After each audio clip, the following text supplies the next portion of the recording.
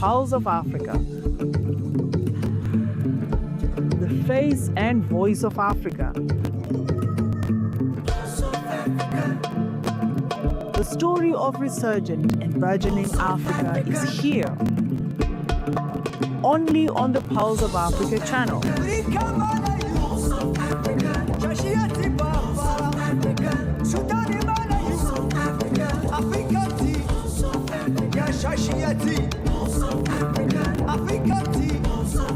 Pulse of Africa, the face and voice of Africa.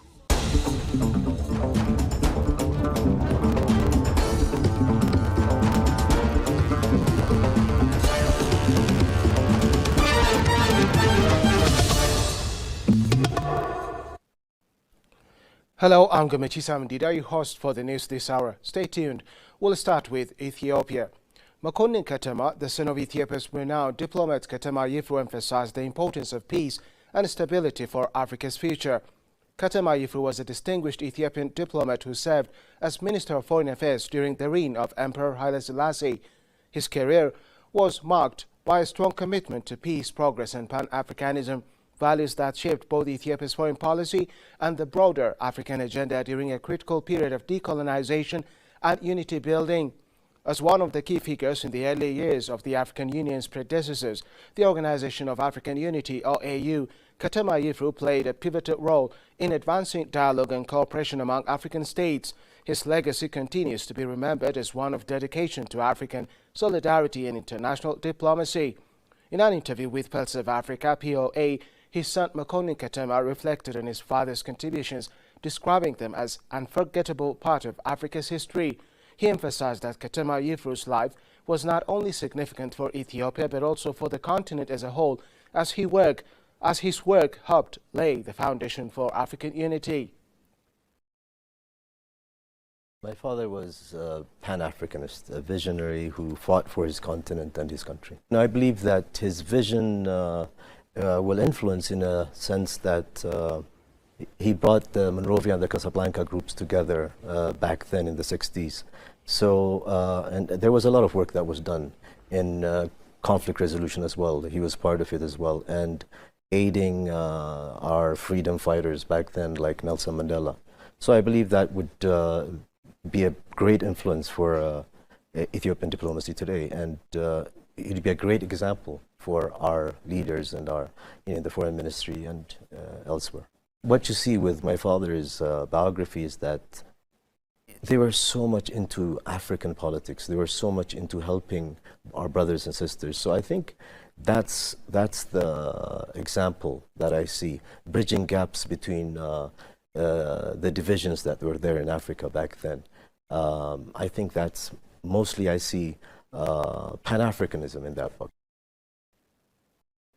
One of Katama Yifru's most notable achievements was his role in reconciling the two major ideological blocs of African states in the early 1960s, the Monrovia Group and the Casablanca Group. The Monrovia Group favored gradual political and economic integration, while the Casablanca Group pushed for immediate continental unity. These divisions threatened to derail the dream of a united Africa. Katama Yifru's diplomatic skills helped bridge the gap between the two factions, ultimately leading to the establishment of the OAU in 1963. This achievement was a milestone in African history as it provided a platform for collective action on issues of independence, sovereignty and development. I think for Africa now it's mostly a conflict that's affecting us, and if there's no stability, I mean, there won't be progress. So I think we have to focus on conflict resolution mechanisms, and I believe AU has it, but I think there has to be more focus on that, because in order for everything to go along, these conflicts have to stop, and Africa has to be much more stable than it is now. Makonnin further explained that his father, along with other African forefathers, contributed significantly to the ideals of unity and solidarity. He stressed that their vision was not limited to their own generation, but was meant to inspire future leaders and citizens of Africa. According to him, the current generation must carry forward this legacy by working for a prosperous Africa with peace and stability at its core. He underscored that without peace, progress cannot be sustained, and without unity, Africa cannot fully harness its rich resources and potential.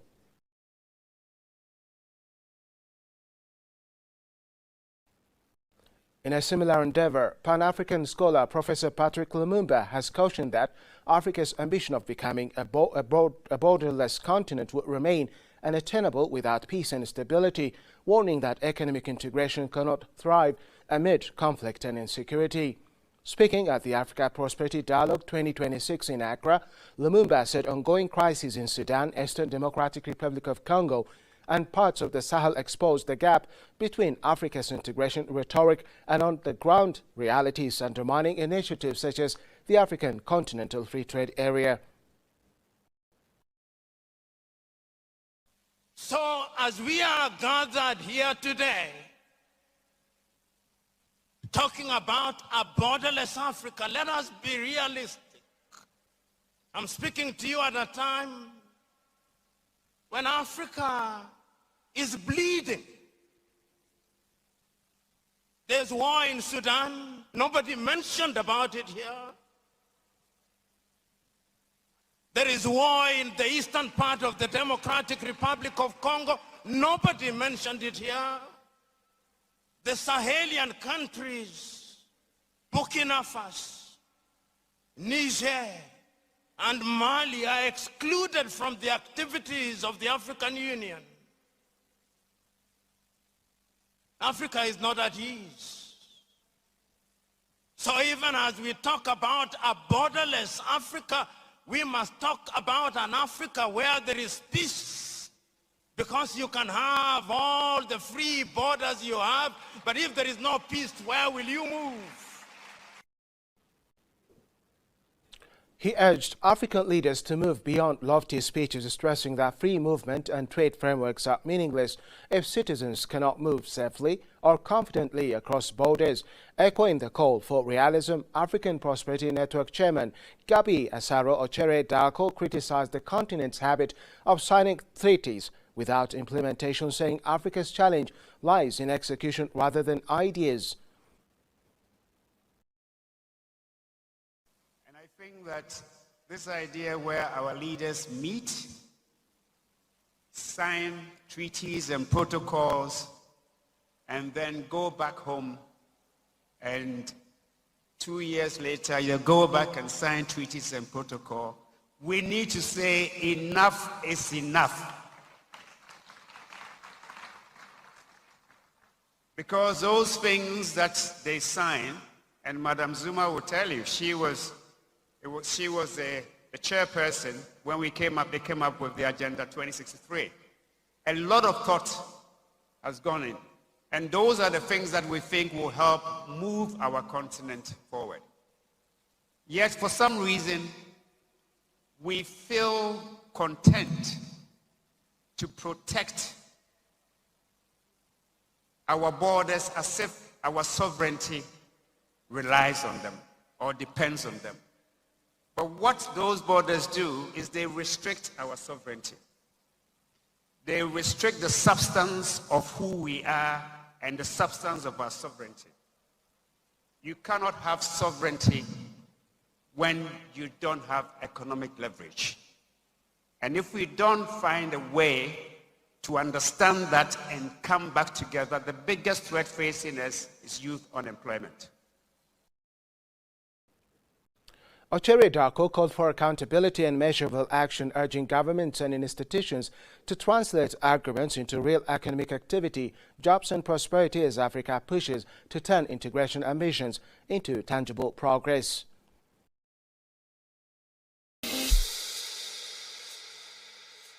The African Union pursues institutional reforms to enhance self-reliance, efficiency, and coordination, including improved financing and streamlined structures. These changes enable quicker responses to priorities and a stronger alignment with Agenda 2063 objectives. The reforms empower the AU to represent the continent more effectively on global stages. African leaders will advance these initiatives at the 39th Ordinary Session of the AU Assembly on February 14th and 15th, 2026, here in Addis Ababa. Pulse of Africa will highlight this institutional progress. Tune in for in-depth coverage of the issue.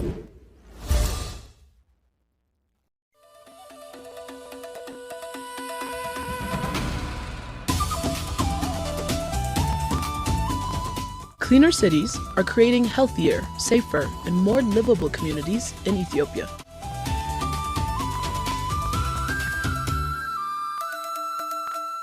Every small change makes a big difference.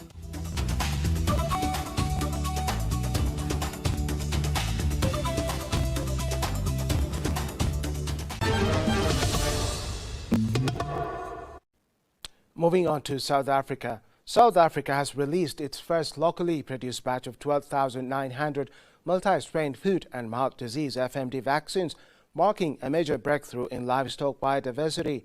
Agriculture Minister John Steenhuisen held the milestone as a shift from reactive outbreak management to proactive, science-driven disease control. The initiative, led by government agencies, the Agricultural Research Council and Untersput Biological Products, ensures vaccines meet international standards and reduces reliance on imports. Vaccine, every animal that it is injected into will bear your legacy, and the work that you've put in is invaluable.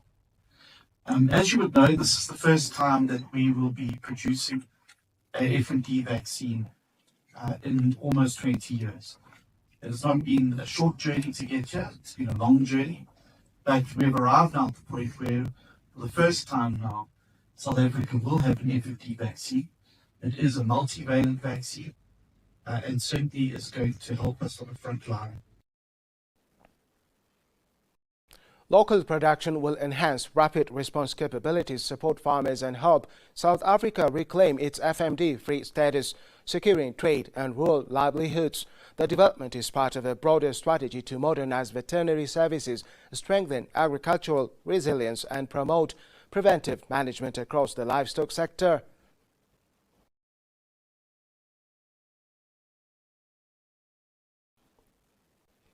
Parliament has approved the 24-Hour Economy Authority Bill 2025, establishing a central body to coordinate round-the-clock economic activity and promote investment under Kenya's 24-hour economic policy. The legislation received broad engagement with contributions from both majority and minority caucuses, highlighting the need for structured oversight of Kenya's growing nighttime economy. The authority will support continuous business operations, streamline regulations for nighttime industries, and attract local and foreign investment. An economic model that will see the country work 24 hours. And if the country is working 24 hours, it will mean that we need more labor to be able to work the 24 hours. And work will be done in several shifts. It could be 2 shifts, there could be 3 shifts, but there will be several shifts. There will be the shift that will be during the daytime, and there will be the shift that will work during the nighttime. The idea behind it is to create jobs and opportunities for our youthful population. Officials described the bill as pivotal to Kenya's economic transformation, enhancing productivity, innovation and competitiveness. The move positions Kenya to maximize opportunities in trade and services across a 24-hour operational framework, boosting employment and economic growth.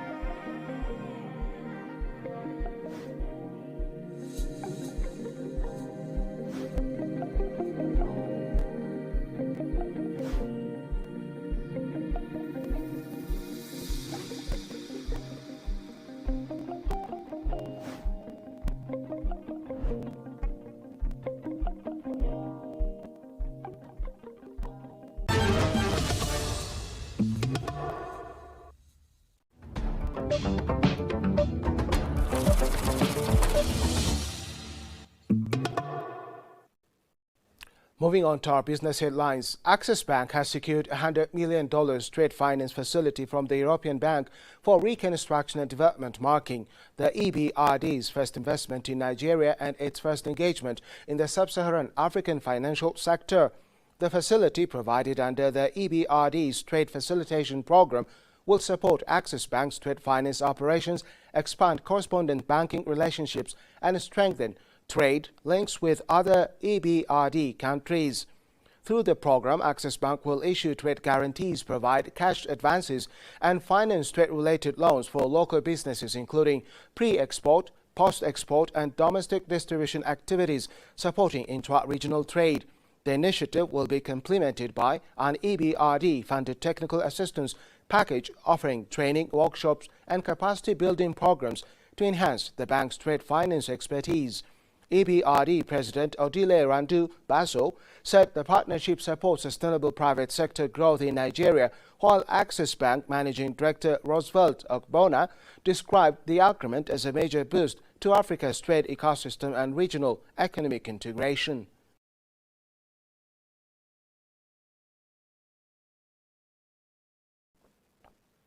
African companies have raised $220 billion in equity over the past 25 years, accounting for just 1% of global equity issuance and roughly 0.5% of the continent's combined GDP, according to the Organization of Economic Cooperation and Development, OECD's Africa Capital Markets Report 2025.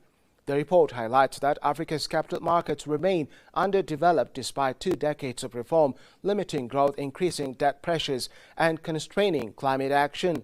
OECD analysts note that the continent's financial markets are too small, shallow, and concentrated to serve as effective engines of growth or buffers against economic shocks. The organization warns that Africa's economic expansion has outpaced its capital markets, leaving companies and governments with insufficient funding for long-term development. Without deeper and more inclusive markets, the OECD concludes Africa will struggle to finance growth, sustainability, manage rising debt, and meet its climate commitments.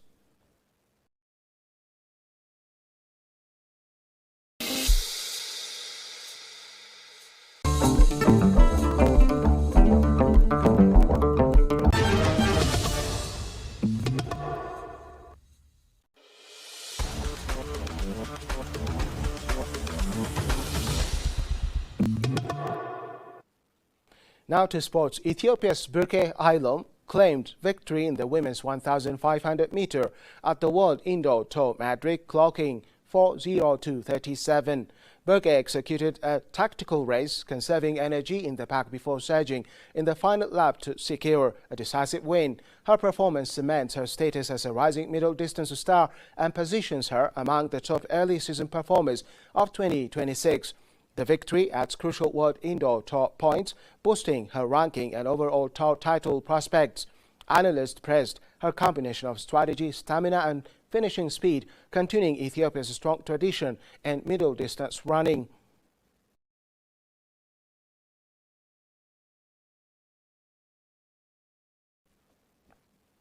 President William Ruto toured the Talanta Sports Stadium to review ongoing construction, emphasizing the project's role in nurturing talent and boosting Kenya's sports infrastructure. The 60,000-seat stadium is set to host major football tournaments, concerts, and cultural events, positioning Kenya as a regional hub for sports and entertainment. Equipped with VAR, VAR, goal line technology, and digital broadcast hub, and a computerized hydraulic roof, Talanta Stadium meets world-class standards. Officials highlighted the stadium's economic impact, forecasting job creation, tourism growth, and new revenue streams for the national economy. As construction nears completion, the stadium is expected to become Kenya's premier venue, attracting international events and fostering homegrown talent.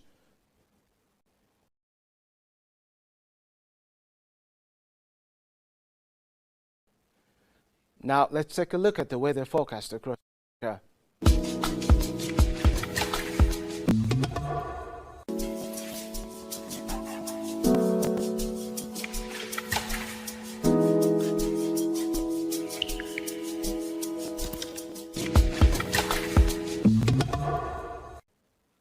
That's it for now. But before I conclude, I would like to invite you to watch our weekly program, The Notables, which is coming up next. Thanks for tuning and goodbye.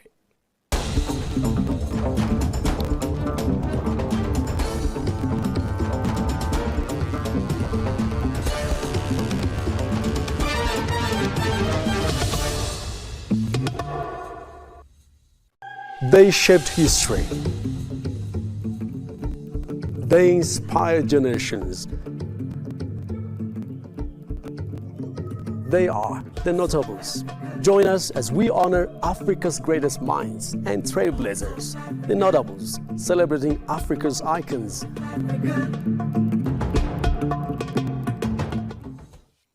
Across Africa's modern history, there are figures whose influence goes far beyond the borders of their own nations. Leaders whose actions shaped not just a country, but a continent's direction. In this episode of the Notables show, we turn to a man often remembered as an emperor, a symbol of tradition and ancient power. But behind the crown was something more complex, a political architect, a diplomatic mediator, and a quiet force behind one of Africa's most important institutions. This is the story of how Haile Selassie helped lay the foundations of African unity and how his capital became the diplomatic heart of the continent. The dream of a united Africa did not begin with a treaty. It did not begin in a conference hall. It began as a frequency, a signal, faint but persistent, cutting through the static of colonial maps and imposed borders. It was a sound seeking a receiver, a feeling scattered and desperate seeking a foe. And for a pivotal moment in the middle of the 20th century, the clearest receiver for that signal, the most potent ground for that feeling, was a man who appeared to be the continent's most unlikely architect, an emperor. But this is not about crowns, this is about connection. This is about how Haile Selassie became, perhaps in spite of himself, the keystone in the first fragile arc of Pan-African unity. Not its sole visionary, but its essential enabler. Not its fiery voice, but its unwavering stage. To understand his contribution, you must first understand the landscape of 1960, the year of Africa. 17 nations born, their cries of independence echoing into a void. They were free, yes, but they were alone, isolated cells of sovereignty, each facing the same colossal giants: economic dependence, political meddling, the lingering ghost of the colonial mind. Kwame Nkrumah in Ghana saw the danger with prophetic clarity. He preached a political union, immediate and total, a United States of Africa. It was a breathtaking vision, but too many to the new leaders, still stitching together their own fragile nation. It felt like being asked to build a cathedral before the mortar of their own house had dried. The grand vision risked shattering on the rocks of newborn nationalism. Into this fraught, brilliant, quarrelsome space walked Haile Selassie. He possessed what no other leader did, the weight of uninterrupted antiquity. He was not a product of the colonial scramble, he was its most famous survivor. His capital, Addis Ababa, sat on land that had never paid colonial rent. This gave him a unique authority, an authority he did not use to command, but to convene. From exile and war, his Pan-Africanism was not first ideological. It was experiential. It was forged in the fire of 1935, when the League of Nations abandoned Ethiopia to the bombers of the poison gas. He learned then, in the most brutal way possible, that sovereignty of one black nation was a contingent, fragile thing in a world ordered by empires. His famous warning in Geneva, "It is us today, it will be you tomorrow," was not a curse. It was the foundational lesson of Pan-African solidarity. Your vulnerability is mine. My enemy in time will be yours. So when the winds of change began to blow, he did not just watch, he prepared the harbor. Long before the OAU was an idea, he was building its infrastructure. He turned Ethiopian Airlines into a Pan-African project. Its first routes were into Europe, but a deliberate web across the continent to Lagos, Nairobi, Accra. He understood that unity requires contact, that leaders, intellectuals, traders needed to see each other's faces, to hear each other's accents, to break bread. He was physically weaving a neural network for a continental consciousness. His support was not symbolic, it was material and strategic.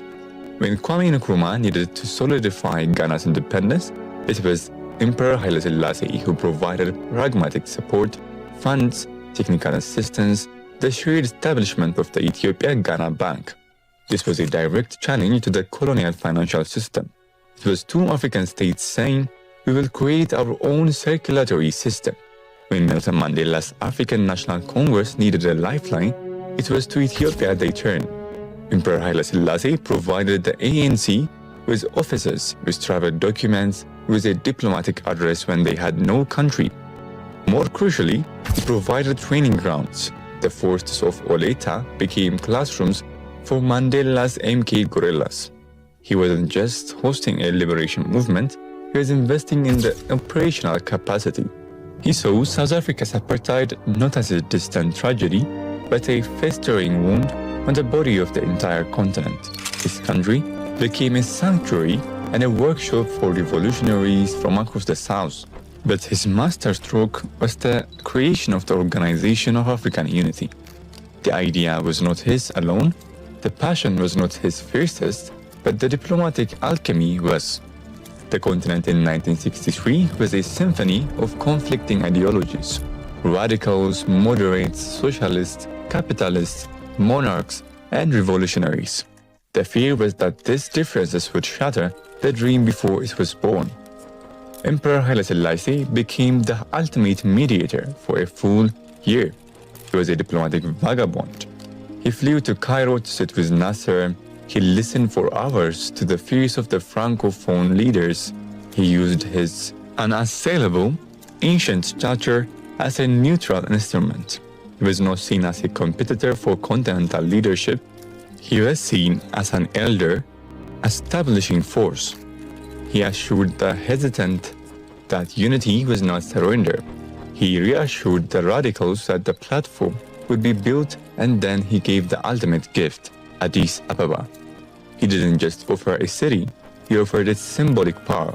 The OAU would be headquartered on the land that had never been colonized. Its foundation would be literally and figuratively on sovereign ground. He bankrolled the initial headquarters, arguing that Africa's house should be built with African brick, laid on African soil by African will. The founding conference in May 1963 was his great performance of pragmatic statecraft. When the debate reached its crescendo, Nkrumah's magnificent urge call for immediate political union versus the more gradualist, cautious approach, the entire project hung in the balance. This was Haile Selassie's moment of supreme, self-effacing influence. He personally favored a stronger union, but from the chair, he did not force his view. Instead, he forged a compromise. He articulated the vision of unity so all could see it, but he endorsed the slower, more practical charter that every leader could sign. He chose consensus over dogma. He understood that a fragile living bridge was better than a perfect, unbuildable blueprint.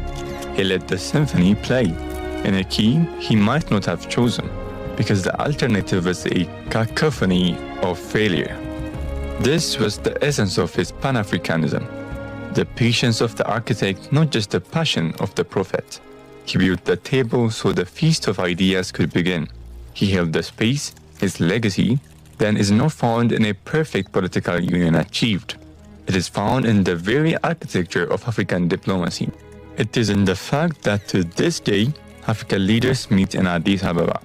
It is in the precedent that he said that inter-African disputes must be settled by African, in that he himself would fly personally to douse the flames of war between Somalia and Kenya, between Algeria and Morocco.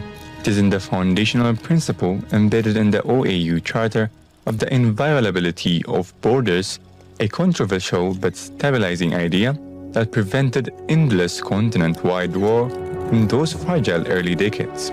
He was in the end a complex paradox, a monarch who midwifed a club of republics, a traditionalist who enabled modern revolution. But within the paradox lay his unique power. He provided the stable ancient rock against which the swift, turbulent rivers of change could converge and find their collective direction. He helped translate a chorus of isolated struggles into a continent's common conversation. He was not the dream itself, but he was the first and most essential room where the dream was allowed to gather, to argue, and to begin, however imperfectly, to build itself. When the story of African unity is told, Haile Selassie holds a respected and enduring place. He was not the loudest voice in the room, nor the one to proclaim the grandest vision. Instead, he offered something more rare, something more enduring, the wisdom to create a space where many visions could converge. Through patience, dignity, and quiet resolve, he helped transform a scattered dream into a continental institution, one that continues to shape Africa's political life and collective destiny to this day. Thank you for watching. This has been The Notables Show, brought to you by Pulse of Africa. They shaped history. They inspired generations. They are the Notables. Join us as we honor Africa's greatest minds and trailblazers, the Notables, celebrating Africa's icons.